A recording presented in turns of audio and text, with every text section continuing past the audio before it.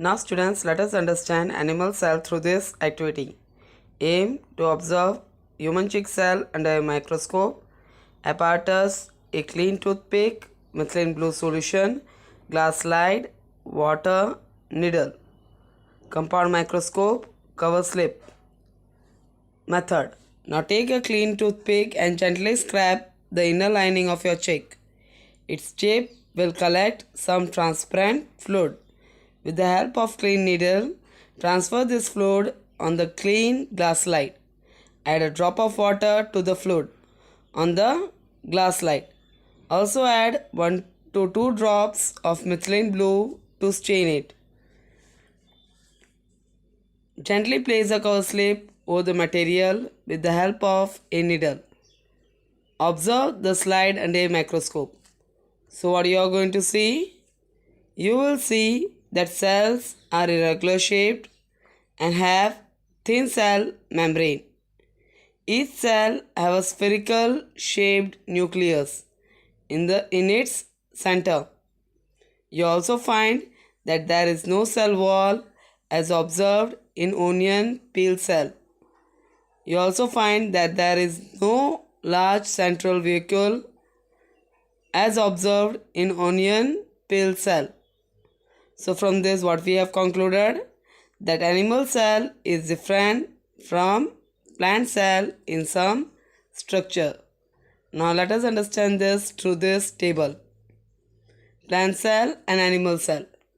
So plant cells are in rectangular shape, whereas animal cells have irregular shape. In plant cell wall is present, whereas in animal cell wall is absent. Plant cell vacuole are its center, whereas in animal cell nucleus are its center. Now students, let us understand parts of the cell in detail. So first is cell membrane. Now cell membrane or plasma membrane is bound by thin delicate membrane called cell membrane or plasma membrane. Now this membrane separates cells from one another and also the cells from the surrounding medium. And what is the function of this cell membrane? This plasma membrane is porous and allows the entry and exit of only selected substance. It also prevents the movement of some other substance across it. Thus, it is also called selectively permeable membrane. It provides the outer boundary to the cell and protects the cell from injury. Next is cytoplasm. Cytoplasm is a thick jelly-like fluid inside the cell membrane. It occupies space between cell membrane and the nucleus. Now there are many cytoplasmic bodies in cytoplasm, that is mitochondria, Golgi bodies, ribosomes, endoplasmic reticulum, plastids, etc. And these are called cell organelles. Now let us learn this in detail. So first is ribosome. Now function of ribosome is to make protein. Second is Golgi bodies. Now this cell releases the protein that stores in sacs of Golgi apparatus. Next is endoplasmic reticulum. Now function of endoplasmic reticulum is to transport the protein in Golgi apparatus. Next is chloroplast or plastids. Function is to prepare food and to store food. Next is lysosome. Now lysosome removes the waste of cell and destroy dead cells. Next is centrosome. Now centrosome function is to provide the structure to the cell. Now let us learn the difference between plant cell and animal cell in detail. So first is size. Plant cell is larger in size, whereas animal cell is smaller in size. Cell wall. Plant cell wall is present, whereas in animal cell it is absent. Plastids are present in plant cell, whereas it is absent in animal cell. Vacuoles are present in plant cell, whereas it is absent in animal cell. Golgi apparatus are scattered in the cytoplasm, whereas in an animal cell it is near to the nucleus. Centrosome is absent in plant cell, whereas it is present in animal cell. Nucleus. Now nucleus is the most important component of a living cell. It is generally spherical and located in the center of cell.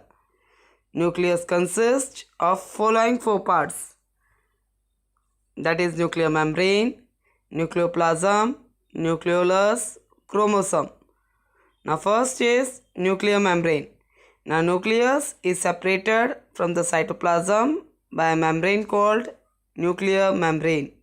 Now this membrane is also porous and allows the movement of certain selected materials between the cytoplasm and the inside of nucleus. Second is nucleoplasm. Now nucleoplasm is a dense liquid in the nucleus. It's called nucleoplasm. Nucleolus is a small spherical body present inside the nucleus. It is rich in RNA.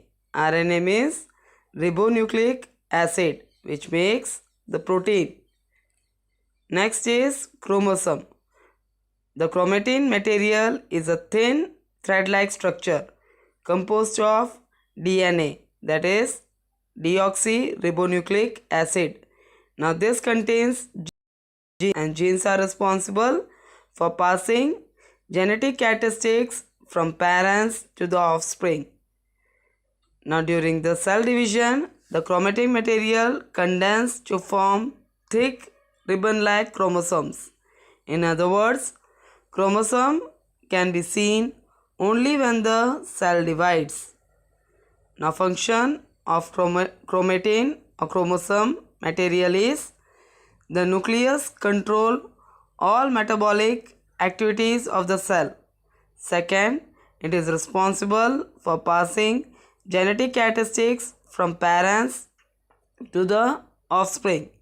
If a person has a brown eyes, his son or daughter may also have brown eyes.